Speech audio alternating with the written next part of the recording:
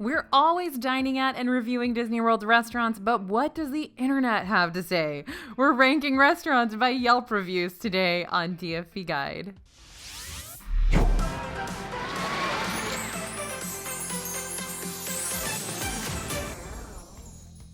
Hey everybody, it's AJ for Disney Food Blog. Okay, so here at DFB, we've got our favorite and not so favorite Disney restaurants, but how does that line up with ratings on Yelp? Well, we're always unbiased and totally honest when we've had a less than stellar experience, but some of these Yelp reviews cut right to the heart of things. Let's see how reviewers on Yelp have ranked the worst restaurants in Disney World, and stay tuned for a few of their favorites too. All right, let's talk about the worst restaurants according to Yelp reviews. There are a few restaurants that are just consistently, I guess, acceptable. Every restaurant on this worst of Yelp list were rated below the local Arby's and on a par with the local Taco Bell. So number 1 is Boardwalk Pizza, 2.5 stars. This pizza window on the boardwalk outside of Epcot is all right if you're in a pinch and looking for some late night eats, but we've got to agree with Yelp that it's not the best pizza you can get in Disney World. You'll have to head to Via Napoli for that. Now, we've had some pretty decently okay pizza here in the past, but one reviewer was simply not having it. Quote, "They really managed to take all the worst elements of pizza and shove them into one expensive package. It is very possible the plate the pizza was served on may have been tastier than the pizza itself," unquote. And another Yelp reviewer was slightly less scathing and saying it wasn't bad, it just wasn't good. I agree 100%. Peekaboo at the Dolphin is open 24/7 if you're in the boardwalk area and need a late night snack, and there are a lot more options there and healthier options as well. Though a pizza from the pizza window can be a good bargain. Here's one Yelp reviewer who says a meal that feeds 3 adults and a toddler for just around $20 at Disney is almost unheard of. True. And if you're craving pizza, it should hit the spot. As this review put it, the Boardwalk Pizza window, quote, achieves what it intends, hitting the spot as a semi-quick pizza grab after some drinks or a late night in the park, unquote. All right, number 2 is Tortuga Tavern at 3 stars. Tortuga Tavern is located right across from Pirates of the Caribbean in Magic Kingdom, and if you're thinking, I don't know if I've ever been in there, well, you probably haven't because it's never open. Well, you're really not missing that much. Occasionally, they'll debut something a little more exciting on the menu at this quick service spot, but in general, it's where you go if you want a turkey leg, as many reviews have pointed out.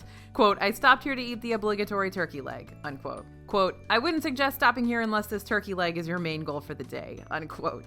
There is plenty of seating, both indoors and outdoors at Tortuga Tavern, which for one Yelper is part of the appeal, even if they're not super excited about it. Quote, "If you like the limited food menu and need to escape the heat, it is a place to sit," unquote. Now, as we mentioned, the menu is mostly turkey legs and hot dogs, but they'll sometimes add more exciting dishes like ropa vieja, though some people are missing some older items. Quote, "They stopped offering the taco salad. It's almost criminal," unquote. Always check those menus to see if your restaurant mainstays are still offered.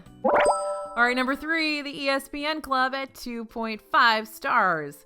The ESPN Club is also on the boardwalk, and while you won't find mind-blowing food here, it fits the bill if you're looking for a solid sports bar. If you want to watch the game, you have your pick of TVs. Quote, "They have a ton of TVs in here, like a lot. Like there is sports playing even in the bathroom stalls," unquote. That's very true. And if you're not looking to watch some sports like this reviewer, at least there's seating in the air conditioning. Quote, "Honestly, we only came in because it was scorching hot outside and it was the only place that had indoor dining that was open," unquote. Sports bars in the ESPN Club have a time and place. It's just not at the top of a foodie list or the best of Yelp. Quote, "This is a good place to catch a game and drink a couple brews when you're visiting the Magic Kingdom and need a break from Mickey," unquote. Portion sizes are good. Food is predictable. It's honestly on a par with like a TGI Fridays or something like that. And service is friendly, but there are better options. One reviewer suggests, quote, "Go for the bar, cocktails, beer, sports memorabilia, and massive TVs showing sports. There are much better food options on the boardwalk, however, in the same price range," unquote. But again, if you want low-key sports-filled atmosphere and a solid but not groundbreaking burger and fries, you're going to be happy with the ESPN Club. All right, number 4, the lunching pad. This one's kind of sad that this is on this list because we all sort of have a soft spot in our hearts for the lunching pad, but on Yelp, it gets 2.5 stars. Now, we're never going to say no to a cream cheese stuffed pretzel. from this quick service spot, but there are better places to grab lunch or a snack in Magic Kingdom. Or as this review put it, quote, just the sort of stuff that will refuel you before you resume your battle with Emperor Zurg. Eat up, Space Ranger, but you can do better than this, unquote. They will sometimes have fun drinks like those bubbling lemonades, but otherwise this is just a spot to grab a pretzel or a hot dog and a soda. And we'd rather get a hot dog from Casey's on Main Street anyway. But if you're in between rides and the family can't make it to the next stop without snacking on a Mickey pretzel, this will do. Quote, need a snack super quick? This is your place, unquote. Number 5 worst Disney World restaurant according to Yelp reviews, Fairfax Fair at 3 stars. So Fairfax Fair is one of the 3 kiosks on Sunset Boulevard in Hollywood Studios. It is part of a complex called Sunset Ranch Market, and honestly, it's probably my least favorite place to eat in all of Disney World. I'm just going to put that out there. There's just nothing incredibly original or worth going out of your way for here. It's all outdoors. There's no air conditioning. Overall, Yelp agrees with us. One reviewer described the rice bowl at Fairfax Fair as, quote, a slightly worse Chipotle dish, but it wasn't bad at all, just mediocre, unquote. If you're in the area and really need a snack, you'll find something satisfying, but otherwise we'd head elsewhere in the park. Another Yelper notes, quote, this place upholds Disney's past reputation for having mediocre food at its parks, unquote, yikes. Hollywood Studios has always had the least exciting options when it comes to food at Disney, and unfortunately these kiosks aren't doing the park any favors. Catalina Eddie's and Rosie's All-American Cafe are the other 2 restaurants that make up Sunset Ranch Market, which overall earns 3.5 stars, while the individual kiosks have 3 stars. Having all the options together bumps it up half a point, I guess. Of the 3, we'd pick Rosie's and the fried green tomato sandwich, though several reviewers felt that Fairfax Fair was the best deal. Quote, Fairfax Fair whisks you off to the riches of Mexico, where you can indulge in traditional meals with a bang for your buck, unquote. And this Yelper, quote, of all the restaurants we visited in all the parks, Fairfax Fair gave the most value, unquote. In general, Yelp reviews for Fairfax Fair were mediocre, which is also one of the more popular ways of describing the food served here. Fine if you're looking for theme park standards, but there are better options nearby, like the Hollywood Brown Derby Lounge or Ronto Wraps in Galaxy's Edge.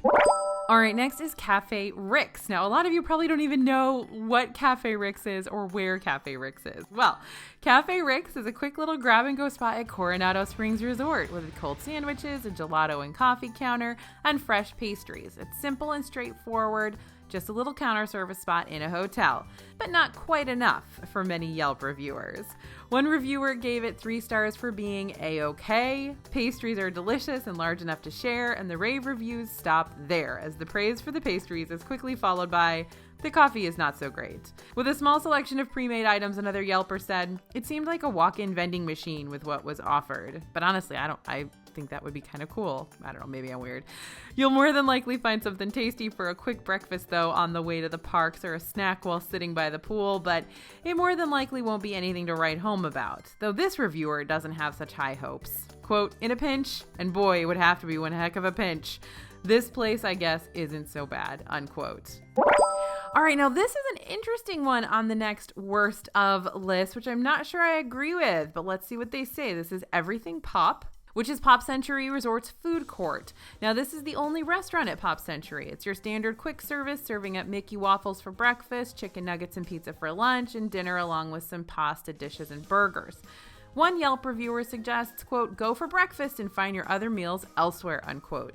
Now, we know it's a good spot to stop before you head into the parks for the day, but unless you're already planning on being at the resort, you might as well get lunch and dinner somewhere a little more exciting.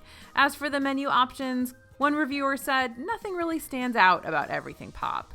Reviewers do rave about the tie-dye cheesecake, which so do we, and you can only get it at Everything Pop. You can't get it anywhere else, and it's a great, tasty little dessert. Cheesecake aside, this Yelper is, quote, not going to give extreme praise for what basically is a school cafeteria for food during vacation, unquote. When you're staying at Pop Century, you can easily walk to Landscape of Flavors, though, which is over at Art of Animation Resort, and it does have a few more unique menu options to choose from. But Yelp reviewers aren't just trashing Disney World restaurants. There are a few that rank really high, and one that's earned a perfect score. First up, Victoria and Albert's. Got 5 stars on Yelp. And it's a pretty general consensus among foodies, Disney goers, and restaurant rating organizations that Victoria and Albert's at the Grand Floridian Resort is the epitome of fine dining at Disney World and honestly in Central Florida, period. So those accolades extend beyond the Disney sphere too. Victoria and Albert's has won many awards over the years and is one of the only AAA 5-diamond restaurants in the state of Florida. Not surprisingly, this restaurant has earned 5 stars on Yelp, and in fact, it's the only 5-star Yelp review for Disney World. One reviewer said, Yelp needs a 6th star for establishments like Victoria and Albert's. When you dine here, you know you're getting top-notch service and some of the best food in Disney World, if not the country. Reviews mention quality of service and atmosphere as what is truly setting this restaurant apart from anywhere else reviewers have dined. People love the harp player in the main dining room. That's mentioned in several reviews, and she's really nice. And in the words of a reviewer, as for the food, holy cow. The menu is crafted by multi-award-winning chef Scott Hunnell and features a seasonally changing 10 to 12 course feast that can be customized to your diet and preferences. Chef Hunnell has moved on to bigger things, and Chef Amy Rivera now oversees the kitchen where she began working as the sous chef in 2002. So you're spending $235 on a meal, and Disney makes sure it's a once-in-a-lifetime experience, and there are probably not too many other dining experiences to compare it to, at least in Disney World.